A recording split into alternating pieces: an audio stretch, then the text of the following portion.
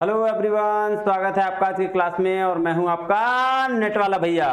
हाँ जी, तो चलिए करते हैं आज की क्लास की शुरुआत। और हमने लास्ट क्लास में क्या पढ़ा था ये जानते हैं। सबसे पहले देखिएगा कि हमने लास्ट क्लास में पढ़ रखा था कि क्लासरूम कम्युनिकेशन क्या होता है और उसको हम इफेक्टिवली कैसे मैनेज करते हैं। तो सर आज क्या पढ़ेंगे? आज हम लोग पढ़ने वाले हैं कम्युनिकेशन, क्लासरूम कम्युनिकेशन का ही एक मॉडल दिया है जिन्होंने कि उनका नाम है क्या, कोल एंड चान मॉडल। तो चलिए ज्यादा लेट ना करते हुए चलते हैं अपने क्लास की ओर। आइए ये देखिएगा जी, क्या कह रहा है जी। देखिएगा क्लासरूम कम्युनिकेशन के बारे में और इसको कैसे मैनेज किया जाता है इसकी एकदम डिटेल चर्चा हमने लास्ट वीडियो में कर रखी थी। आज उस पर बेस्ड एक मॉडल है कोल एंड चान मॉडल। आइए देखते हैं वो क्या कहता है। चलिए शुरू करते हैं। कह रहा है कि classroom teaching still dominates the scene of formal education system where face to face instruction are given to the students. बोल रहा है क्लासरूम कम्युनिकेशन में आज भी डोमिनेट कैसे होता है, फॉर्मल एजुकेशन कैसे दिया जाता है भाई, इंस्ट्रक्शन दे दिया जाता है फेस टू फेस कि भाई मैं बोल रहा हूं अब तुम सिर्फ सुन लो। कह रहा है the primary objective of the classroom teaching is to achieve instructional objective in the cognitive domain. बोल रहा है इसका प्राइमरी ऑब्जेक्टिव क्या है कि हम कॉग्निटिव डोमेन को अचीव कर लें, इंस्ट्रक्शनल ऑब्जेक्टिव को अचीव कर लें। कह रहा है namely those concern with the developing knowledge, जो किस बिहाफ में कंसर्न होता है जी, डेवलप करने के नॉलेज में, कॉम्प्रिहेंशन में, कॉम्प्रिहेंशन में, एप्लीकेशन में, एनालिसिस में, सिंथेसिस में एंड इवैल्यूएशन में। ये चीजें क्या है जी, ये आपका इस बेसिस पर हम क्या करते हैं कम्युनिकेशन के मॉडल यानी कि कोल एंड चान मॉडल जो है वो इंस्ट्रक्शनल ऑब्जेक्टिव को अचीव करते हैं। कह रहा है communication is an integral part of any teaching learning process. Communication क्या है जी, इंटीग्रल पार्ट है किसका, टीचिंग और लर्निंग प्रोसेस का। कह रहा है क्या और आगे कहता है and its effectiveness are one of the factors that determine the degree to which the intended learning outcomes are achieved। बोल रहा है भाई साहब ये वन ऑफ द फैक्टर है किस चीज का, effectiveness of teaching learning process का, जो ये डिसाइड करता है कि हमारी लर्निंग के आउटकम्स क्या होंगे, मतलब हम क्या सीख पाएंगे। कह रहा है the process of classroom communication is affected by the multiple factors pertaining to the teachers, students, message, instructional methods and media learning environment। बोल रहा है जो क्लासरूम कम्युनिकेशन है भाई साहब उस वो बहुत सारे फैक्टर्स पे ऐसे इफेक्ट करता है। कौन कौन सा फैक्टर बोल रहा है, सबसे पहला क्या है, टीचर से, स्टूडेंट की वजह से, इंस्ट्रक्शनल मेथड्स जो होते हैं जिससे हम लेक्चर दे रहे होते हैं, या फिर बहुत सारे इंस्ट्रक्शन के मेथड्स होते हैं उस मेथड्स के थ्रू, या फिर लर्निंग इन्वायरमेंट के थ्रू। कहता है however very few of us understand the nature of communication and make deliberate attempts to improve its effectiveness। बोल रहा भाई साहब ऐसा है हम में से बहुत कम लोग हैं जो कम्युनिकेशन के नेचर को समझते हैं और उसको इंप्रूव करने की कोशिश करते हैं। कह रहा है communication skills are acquired through training and it can be improved with a practice and it requires conscious knowledge and strategic judgement. क्या बोल रहा है, बोल रहा है भाई साहब जब कम्युनिकेशन स्किल आपको करना हो ना उसके लिए प्रॉपर ट्रेनिंग की जरूरत होती है और प्रैक्टिस की जरूरत पड़ती है। किस चीज के लिए, इंप्रूव करने के लिए आपकी कम्युनिकेशन स्किल्स को। It requires conscious knowledge and strategic judgement. बोल रहा भाई साहब कॉन्शियस नॉलेज की जरूरत होती है, स्ट्रेटेजी बना के जजमेंट की जरूरत होती है। कह रहा है evidences indicate that bye improving communication skills individual can have more effective and satisfying communication experiences। बोल रहा है कि सबूत कहते हैं, एविडेंसेस इंडिकेट, बहुत सारे एविडेंसेस इंडिकेट क्या करते हैं कि कम्युनिकेशन स्किल अगर आपने इंप्रूव कर लिया आप तो एक जो इंडिविजुअल, मान लो मैं किसी एक पर्सन की जो सेटिस्फाइंग क्षमता होती है वो क्या होती है, बहुत ज्यादा हो जाती है। जैसे अगर मैं एक अच्छा कम्युनिकेटर हूं और तो फिर मेरी जो सेटिस्फेक्शन होगी, मेरे जो बात करने का तरीका होगा वो बहुत ही ज्यादा क्या होगा, अच्छा होगा। कह रहा है all communication is based upon the symbols, सारा कम्युनिकेशन किस पर बेस्ड है जी, सिंबल्स पर बेस्ड है। नहीं, कह रहा है it is a process that involves, क्या इन्वॉल्व करता है जी, organising, selecting, transmitting symbols in an appropriate manner to ensure that the receivers perceives in his or her thought process the intended meaning of the communicator।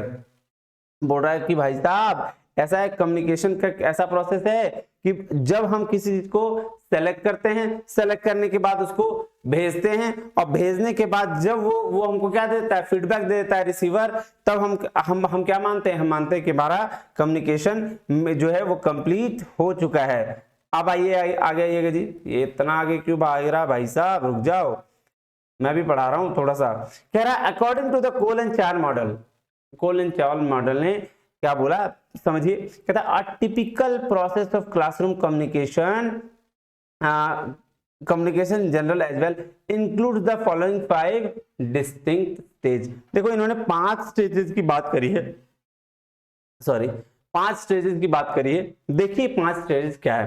पहला जो stage है उन्होंने बात करी फॉर्मुलेशन ऑफ दी मैसेज की, कि हम message को सबसे पहले क्या करते हैं, फॉर्मुलेट करते हैं, बनाते हैं, उसके बाद इनकोड करते हैं। इनकोड मतलब जैसे पहले मैंने सोचा कि हाँ भाई ये मैसेज मुझे क्या करना है, भेजना है, तो पहले मैं थॉट्स लेके आऊंगा, उसको फिर मैं टाइप करूंगा या फिर उसको मैं कहीं लिखूंगा या उसको मैं बोलने की कोशिश करूंगा, दैट इज इनकोडिंग।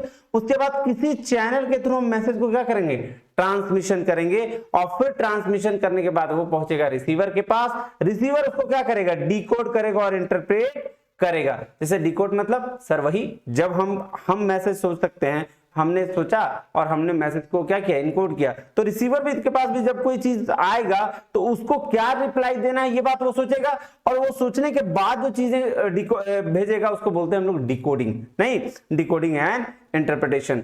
और जब लास्टली मैसेज फिर से सेंडर के पास पहुंच जाता है तो हम इसे क्या कहते हैं, हम इसे कहते हैं फीडबैक है और इवैल्यूएशन। फीडबैक भेज दिया रिसीवर ने और सेंडर के पास ये बात पहुंच गया, अब सेंडर क्या कर रहा है, इवैल्यूएट कर रहा है कि भाई साहब ये डिसीजन जो उन्होंने भेजा है क्या इसको हमको करना है कि नहीं करना है। तो 5 स्टेप्स क्या हुआ जी, सबसे पहले फॉर्मुलेशन ऑफ मैसेज, मैसेज को फॉर्मुलेट किया, उसके बाद मैसेज को इनकोड किया, फिर किसी चैनल के थ्रू क्या किया, मैसेज को ट्रांसमिशन किया, वो मैसेज रिसीवर के पास पहुंच गया, रिसीवर ने फिर क्या किया, फिर रिसीवर ने मैसेज को डिकोड कर दिया और इंटरप्रेट कर दिया, डिकोड करके इंटरप्रेट किया। जैसे ही ये मैसेज फिर सेंडर के पास पहुंचा वो कहला गया फीडबैक, और फीडबैक का फिर उसने क्या किया, इवैल्यूएशन किया, और ऐसे हो गई हमारी कम्युनिकेशन क्या जी, कंप्लीट हो गई। लीजिए जी, ये था कम्युनिकेशन का sorry coal and Chan model का कम्युनिकेशन का प्रोसेस। ये बहुत बहुत इंपॉर्टेंट है, वीवीआई आप इसे लगा लेंगे क्योंकि इसका क्वेश्चंस लास्ट मुझे लगता है कि 3-4 बार आया एग्जाम में, तो ये जिस क्वेश्चंस को 3-4 बार एग्जाम में पूछा गया ये क्या है, ये इंपॉर्टेंट है, तो आप इसे देखेंगे। देखिएगा जी, जैसे ही हमने क्लासरूम कम्युनिकेशन की बात करी तो क्लासरूम कम्युनिकेशन को करना कैसे है, इसके लिए कुछ कुछ होते हैं प्रिंसिपल्स, कुछ कुछ होते हैं सिद्धांत। किसके किसके बिहाफ में, टीचर के लिए कुछ प्रिंसिपल्स होते हैं, कुछ प्रिंसिपल्स मैसेज डिजाइन को लेकर होते हैं कि हमें क्या मैसेज फॉर्मुलेट करना है, कुछ message selection of instructional methods होता है कि हमें किस तरीके से बच्चों तक या फिर क्लासरूम में जो भी बैठे हैं ऑडियंस उन तक बात किस मेथड के थ्रू पहुंचानी है, और चौथा होता है क्रिएटिंग कंड्यूसिव लर्निंग एनवायरनमेंट की कैसे हमें एक अच्छा एनवायरनमेंट क्रिएट करना है। आइए एक एक करके इसकी चर्चा हम करते हैं। क्या कह रहा है जी, principle of effective classroom communication. पहला कह रहा है effective classroom communication depends on the 5 major factors, namely teacher, student, message, instructional methods and media, है ना। और क्या कह रहा है, एंड लर्निंग एनवायरनमेंट। ये क्या है जी, ये 5 फैक्टर्स है जो आपको इफेक्टिव क्लासरूम कम्युनिकेशन के लिए जरूरी है। कहता था principles of effective classroom communication have been discussed under the following 4 headings. 4 headings है, क्या क्या है जी। पहला जो देखिएगा, पहला है प्रिंसिपल फॉर टीचर, दूसरा है प्रिंसिपल फॉर मैसेज डिजाइन, तीसरा है principle for selection instructional method and media, चौथा है principle for creating conducive learning environment. आइए एक एक करके हम हर प्रिंसिपल्स की चर्चा आगे करते हैं। चलिएगा ये देखिएगा, सबसे पहला क्या आएगा जी, प्रिंसिपल फॉर टीचर्स। बोला टीचर्स के लिए क्या क्या प्रिंसिपल होने चाहिए, है ना, क्या क्या प्रिंसिपल होने चाहिए सर। जब एक टीचर अपने क्लास में जाता है तो उन्हें किन किन सिद्धांतों को फॉलो करना चाहिए, आइए पढ़ते हैं। कहता है a teacher should have the following qualities. क्या क्या क्वालिटीज होनी चाहिए जी, कहता है सबसे पहली quality, develop a self realistic concept and perception about surrounding. बोल रहा है जब भी एक टीचर कुछ पढ़ाए तो उसका एक अपना सेल्फ रियलिस्टिक कॉन्सेप्ट होना चाहिए जो आपके लाइफ से रिलेट कर जाए, जो आपके रियल लाइफ से रिलेट करके उस बच्चों को पढ़ा सके, और उसके बारे में कुछ परसेप्शन होना चाहिए। बोल रहा है ना आसपास की सराउंडिंग के बारे में। क्या कह रहा है, कहता है this requires analysis of one strength and weaknesses, acceptance of the reality and efforts to realise one's potential. बोल रहा भाई साहब ये क्या रिक्वायर करता है कि आपकी स्ट्रेंथ क्या है, वीकनेस क्या है, एक्सेप्टेंस ऑफ रियलिटी क्या है, और एफर्ट्स क्या है, आप किस चीज में पोटेंशियल ज्यादा दिखते हो। तो ये क्या है, ये टीचर का एक प्रिंसिपल है, ये चीज होना ही चाहिए, आपको पता ही होना चाहिए। दूसरा क्या है, दूसरा कह रहा है develop proficiency in the subject matter. अब देख लीजिए अगर आप एक टीचर हैं और आपको उस सब्जेक्ट्स के बारे में नॉलेज ही नहीं है तो आप क्या पर अच्छा कम्युनिकेटर बन पाएंगे, बिल्कुल भी नहीं बन पाएंगे। क्यों, क्योंकि जब आप बच्चों को अच्छा कंटेंट डिलीवर नहीं कर पाएंगे, बच्चों को अच्छे तरीके से उस सब्जेक्ट्स के बारे में बता नहीं पाएंगे, तो फिर क्या होगा, फिर आपको भाई साहब फिर बच्चे एक्सेप्ट नहीं करेंगे। आइए क्या कहता है देखते हैं, कहता है desire to acquire knowledge is a must for the teacher. Teacher के लिए हमेशा क्या होना चाहिए कि नॉलेज कहां से आए इसकी बात जानकारी होनी चाहिए। कहता है in the words of Mahatma Gandhi, Mahatma Gandhi के वर्ड्स में उन्होंने कुछ कहा है, क्या बोला, live as if you were to die tomorrow. क्या बोल रहा जी कि जियो ऐसे कि तुम कल ही मर जाओगे, और learn as if you were to live forever. बोल रहा है कि लर्निंग ऐसी होनी चाहिए भाई साहब कि आप क्या हो, जिंदगी भर रहने वाले हो, तो लर्निंग हमेशा होनी चाहिए। आगे देखिए क्या कह रहा है, कह रहा a teacher should make every effort to remain updated in his or her subject area by independent reading, participation in short term courses, attending classes of proficient teachers and experts, discussing subject related issues and problem with the other colleagues or seniors. This helps in boosting the confidence of the teacher. बोला भाई साहब ऐसा है, एक teacher ऐसा नहीं है कि आप हमेशा सब कुछ जानते हो। आपको क्या करना चाहिए, आपको भी अपने सब्जेक्ट में हमेशा अपडेट रहना चाहिए। कैसे अपडेट रहोगे जी आप, तो आप क्या करो, आप कहीं पार्टिसिपेट करो, आप खुद से चीजों को पढ़ो, ऑब्जर्व करो, आप किसी एक्सपर्ट्स के क्लासेस को अटेंड करो, आप अपने सब्जेक्ट रिलेटेड इश्यूज और प्रॉब्लम को अपने कलीग के साथ डिस्कस करो, जिससे क्या होगा, आपकी कॉन्फिडेंस बूस्ट होगी और आपकी कम्युनिकेशन क्या होगी, बेहतर होगी जी। हाँ जी बिल्कुल सही। तो और क्या है जी, और थर्ड नंबर पे क्या कहता है, कहता है अंडरस्टैंड द लर्नर्स। अब देखिए जब एक टीचर अपने लर्नर्स को यानी कि लर्नर्स यहां स्टूडेंट को कहा गया, अगर आप अपने स्टूडेंट्स को अच्छे तरीके से समझ जाओगे कि उनकी रिक्वायरमेंट क्या है, और तब अगर आप डिलीवर करोगे कुछ भी चीज तो उनके माइंड में डायरेक्टली जाएगा और आपकी कम्युनिकेशन क्या होगी जी, इफेक्टिव होगी। लेकिन अगर आपने अपने स्टूडेंट को समझा ही नहीं कि उन्हें चाहिए क्या और डायरेक्टली आप बोले जा रहे हो तो आपकी कम्युनिकेशन इफेक्टिव कभी नहीं होगी। सो हमेशा एक टीचर को अपने स्टूडेंट्स के बारे में अच्छी नॉलेज होनी चाहिए। आई कह रहा a teacher should try to collect as much information about the learners characteristics as he or she can. जितना वह कर सकता है वो क्या करे, लर्नर्स के कैरेक्टरिस्टिक का पता लगा ले। कह रहा information needs to be collected about the previous knowledge, learning styles, motivation and interest.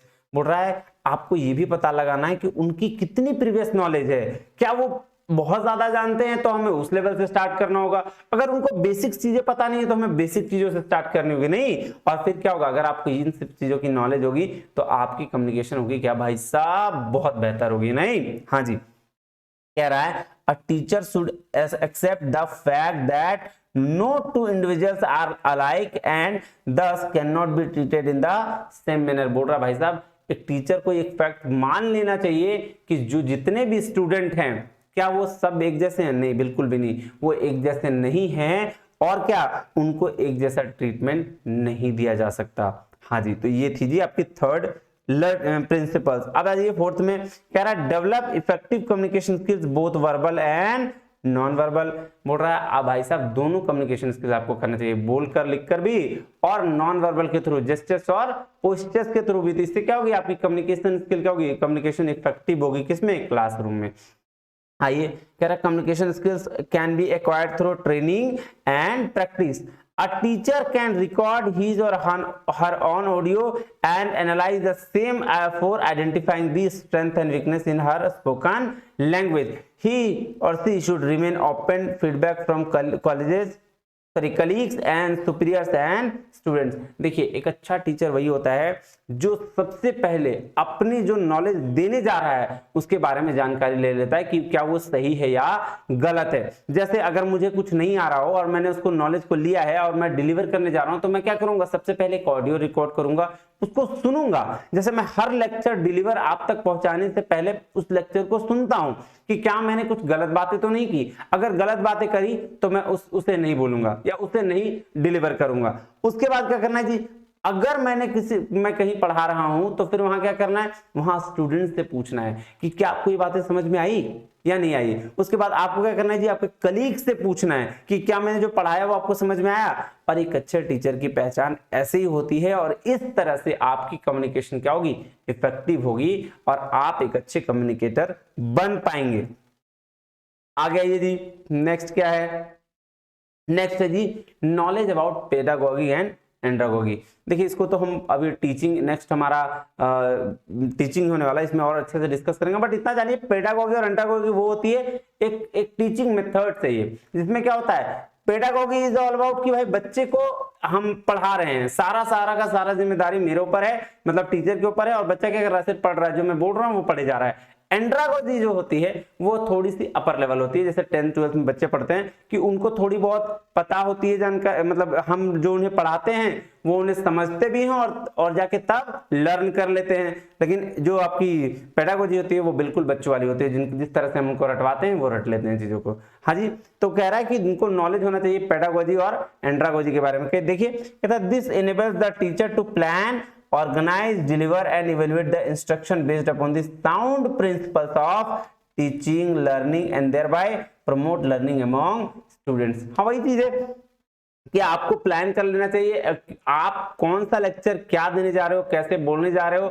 ये सारा चीज आपको प्री प्लान कर लेना चाहिए। और इसके लिए क्या होना चाहिए, आपको नॉलेज होना चाहिए पेडागोजी और एंड्रागोजी की। आइए कहता है अडॉप्ट फ्लेक्सिबल अप्रोच।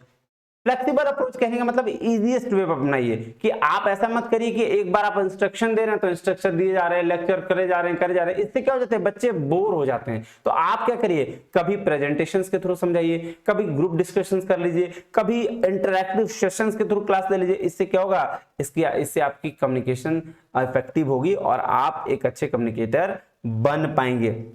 कह रहा है this help in modifying the instruction as per the need of the students.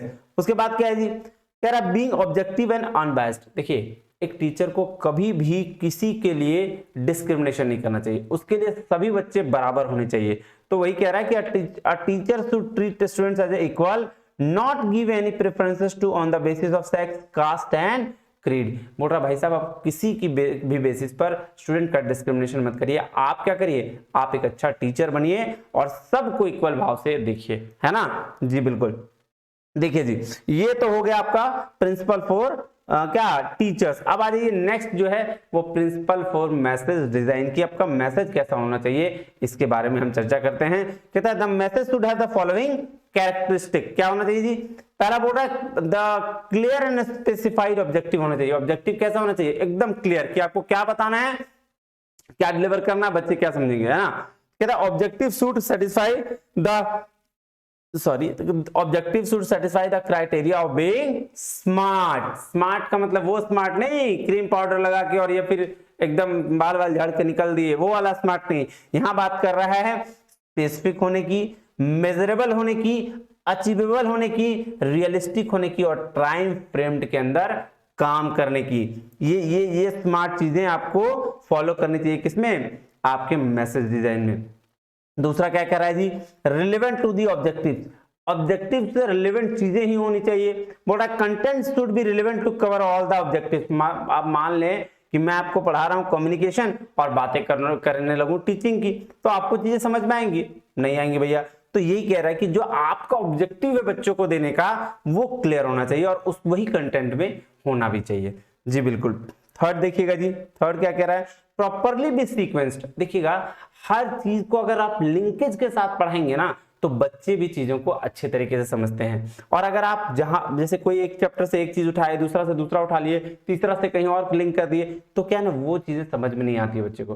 तो हमेशा क्या होना चाहिए, सीक्वेंस में होना चाहिए। कहता है it should be seen that the content is organised based on the following parameters, simple to complex, simple से हार्ड में जाइए, इजी टू डिफिकल्ट में जाइए, ठीक है ना, कॉन्क्रीट टू एब्स्ट्रैक्ट में जाइए, नोन टू अननोन में जाइए। आप हमेशा क्या रखें, टीचर को क्या रखना चाहिए कि जो चीजें आसपास की हैं, रियलिस्टिक चीजें हैं, नोन चीजें हैं, उससे फिर हम किसी थ्योरी पे जाएं, पहले हम उनको क्या करें, आसपास की चीजों से बात बताएं, है ना, ऑब्जर्वेशन टू रीजनिंग पे जाएं। उसके बाद क्या है जी, उसके बाद क्या इस तरह का मैसेज रखेंगे, कहता है use language comprehendable to learners. कह रहा था language of the message should be simple and comprehensible to the learners, technical jargon should be avoided. बोटा भाई साहब ऐसा है, जितना सिंपल आप लैंग्वेज रख सकते हैं उतना सिंपल रखिए, क्योंकि मकसद बातों को सही तरीके से पहुंचाना होता है, ना कि बातों को गलत तरीके से या टेक्निकल वर्ड्स यूज करके आपको ऊपर दिखाना होता है। बिल्कुल भी नहीं, आप बहुत सिंपल वर्ड्स रखें जिससे बच्चे इजीली आपकी बातों को समझ जाएं। ज्यादा टेक्निकल वर्ड्स को यानी कि जार्गन वर्ड्स को इग्नोर करें, ठीक है। कह रहा है यूज एप्रोप्रिएट सिंबल्स। अब देखिए सिंबल्स का यूज बहुत अच्छा होता है, अगर आप सिंबल्स का यूज करेंगे ना तो वो अच्छा शो करेगा, करेक्ट शो करेगा। क्या बोल रहा है, कह रहा है symbols use in the message should be technically correct and standardised. समझ रहे हैं, हाँ जी भैया बिल्कुल समझ रहे हैं। आ जाइए, कह रहा है इंक्लूड रिलेवेंट एक्सरसाइज। बहुत सारे बोलता है the exercise is selected should be varying difficulty level and should involve the learners meaningfully. बोल रहा है आप ना उसके साथ एक्सरसाइज भी कराइए कि भाई साहब आपको मैंने पढ़ा दिया, उससे रिलेटेड किस लेवल की डिफिकल्टी फेस होगी ये भी आप उनको बताइए और जानकारी दीजिए। कह रहा make generous use of examples and non examples. बोल रहा है कि आप ऐसा एग्जांपल्स दीजिए जिससे बच्चों को तुरंत समझ में आ जाए। कह रहा है examples from the daily life and world of work should be used in facilitate understanding of the applicability of content in different setting and thus it ensures greater transferability of the learned material। बोल रहा भाई साहब आपके पास practical example होने चाहिए, आपके पास real life based example होने चाहिए। तो इससे क्या होगा, इससे आपकी कम्युनिकेशन ज्यादा इफेक्टिव होगी और बच्चे को भी चीजें ज्यादा अच्छे तरीके से समझ में आएंगी। अब आइए जी क्या कह रहा है, अब है principle for selection of instructional methods and media. ये देखिए क्या बोल रहा है, किसके लिए है जी, इंस्ट्रक्शनल मेथड्स के लिए, कि हमें किस किस तरीके से अपने एप्लीकेशन करना चाहिए, है ना, कि कौन कौन सा सिलेक्शन करें हम मेथड्स का, किस किस तरीके से हम बच्चों को डिलीवर करें। बोल रहा है select relevant and appropriate methods and media. कहता है the methods and media should be relevant to the objectives, content and context and should be appropriate to the level of learners। बोला भाई साहब ऐसा है कि जो कंटेंट आप बता रहे हो, जो आप किस संदर्भ में बता रहे हो यानी कि कंटेक्स्ट में बता रहे हो, वो लर्नर्स के लेवल पे भी होना चाहिए। ऐसा नहीं कि लर्नर्स को बेसिक से क्लियर नहीं है और हम उसे थ्योरी पे थ्योरी बताए जा रहे हैं, एप्लीकेशन ओरिएंटेड नहीं काम किए जा रहे हैं, तो ये क्या होगा, ये गलत होगा नहीं और आपकी कम्युनिकेशन इफेक्टिव नहीं होगी। कह रहा है use variety of methods and media, अलग अलग मेथड्स और अलग अलग मीडिया को यूज करें। कह रहा है in order to cater the individual differences among learners to avoid monotony a variety of methods and media should be used by a teacher. अगर आप कंटिन्यूअसली एक मेथड को यूज करेंगे तो हो सकता है बच्चे बोर हो जाएं, बच्चे कम पढ़े, लेकिन अगर आप मेथड्स में वेरिएशन रखेंगे तो आपकी कम्युनिकेशन क्या होगी, इफेक्टिव तो होगी और बच्चे को भी चीजें बहुत अच्छे तरीके से समझ में आ जाएगी। कह रहा है यूज क्वालिटी गुड मीडिया, है ना, यूज गुड क्वालिटी मीडिया। अच्छी क्वालिटी का मतलब कहने का मतलब होता है जिससे आप क्लियरली बच्चों को समझा सके, बच्चे भी क्लियरली चीजों को समझ सकें। कह रहा था quality of media in terms of its visibility, legibility, finish, colour and printing should be judged before its use. सारी चीजों हम क्लास में जाने से पहले देख लें कि क्या सब चीजें सही है गलत है। क्लास में जाने के बाद ये चीजें बहुत गलत इंपैक्ट देती है। आइए जी, कह रहा है integrate media in teaching learning, media in teaching learning, but a media should not be used in isolation. For example, if a video film is being used at the end of the lesson to reinforce what has been taught in the class, then it should be either followed by a discussion or some quick assessment of the student understanding. but अगर आपने class में कभी एक video दिखा दिया तो उसको discuss बाद में कर देना चाहिए, उसको असेस कर लेना चाहिए कि स्टूडेंट ने उस वीडियो से क्या सीखा, है ना। लीजिए ये तो था मेथड्स, है ना। अब आ जाइए क्रिएटिंग कंड्यूसिंग एनवायरनमेंट, कि आप कैसे अच्छा एनवायरनमेंट, एक इंपैक्टफुल एनवायरनमेंट कैसे क्रिएट करें, उसके लिए क्या आपका प्रिंसिपल्स है। चलिए चलते हैं इस पे। देखिएगा, पहला है classes should not be overcrowded. बोल रहा भाई साहब आप इतने ही बच्चे को पढ़ाइए जितना को आप संभाल सकते हैं। ऐसा नहीं क्लास में बहुत ओवरक्राउड कर दिया, बच्चे भी पीछे से हल्ला कर रहे हैं, आपको भी कुछ समझ में नहीं आ रहा है, तो इससे क्या होगी, कम्युनिकेशन इफेक्टिव नहीं होगी। It really becomes difficult for the teacher to manage a big class and pay attention to each learner, which is the main reason that student teacher ratio is prescribed by the various regulatory bodies। देखिए जी, higher bodies के द्वारा, higher regulatory bodies जो हैं उन्होंने 30:1 का ratio दिया है कि 30 बच्चे के साथ एक टीचर रहेंगे, या पहले 25 था अब 30 कर दी गई है। तो ये क्या किया गया, इसलिए किया गया है ताकि आप बच्चे जो हैं इंडिपेंडेंटली टीचर से बात कर सकें, चीजों को समझ सके, और टीचर भी बच्चों को अच्छे तरीके से गाइड कर सके। कह रहा है ensure proper seating arrangement in the class, ये भी बहुत जरूरी है। आपने देखा होगा क्लास में कुछ होते हैं बच्चे थोड़े से बदमाश, कुछ होते हैं अच्छे, कुछ पढ़ने वाले, कुछ थोड़े से कम पढ़ने वाले, नहीं तो आपको क्या करना चाहिए, आपको सीटिंग अरेंजमेंट उसी हिसाब से करनी चाहिए। अगर आपको उन दोनों को पढ़ने के लिए है तो जो 2 कप करने वाले हैं उसको साइड साइड कर दो, आप देखो वो भी आपके साथ मिलके पढ़ने में थोड़ी ये करेंगे, है ना, वो भी पढ़ने लगेंगे।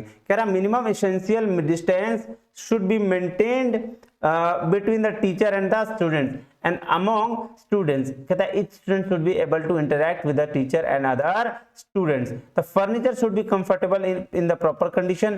In addition there should be proper lighting and ventilation arrangement in the class। बोल रहा है क्लास को आप एकदम बिल्कुल सही तरीके से अरेंज करिए, चाहे वो वेंटिलेशन की बात हो, चाहे वो फर्नीचर की बात हो, चाहे वो टीचर से स्टूडेंट की बात हो, या स्टूडेंट से स्टूडेंट की बात हो। कहता है build rapport with the students, teacher को अपना रैपोर्ट जरूर बिल्ड करना चाहिए। कैसे, कहता है teacher should know each and every student in the class by name and friendly with the students. एक टीचर को बाय नेम हर स्टूडेंट को जानना चाहिए, नहीं, हाँ जी बिल्कुल। कहता है he should try to give due respect to the individuality of students.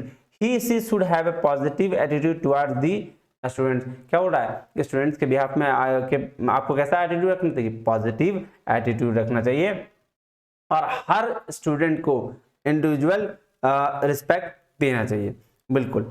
अब क्या है जी, देखिएगा, कह रहा है encourage cooperation and healthy competition among students. अब स्टूडेंट्स को हेल्दी कंपटीशन कराना भी बहुत जरूरी है। कहता है this can be achieve by assigning group activities and pairing bright students with average और पुअर स्टूडेंट्स।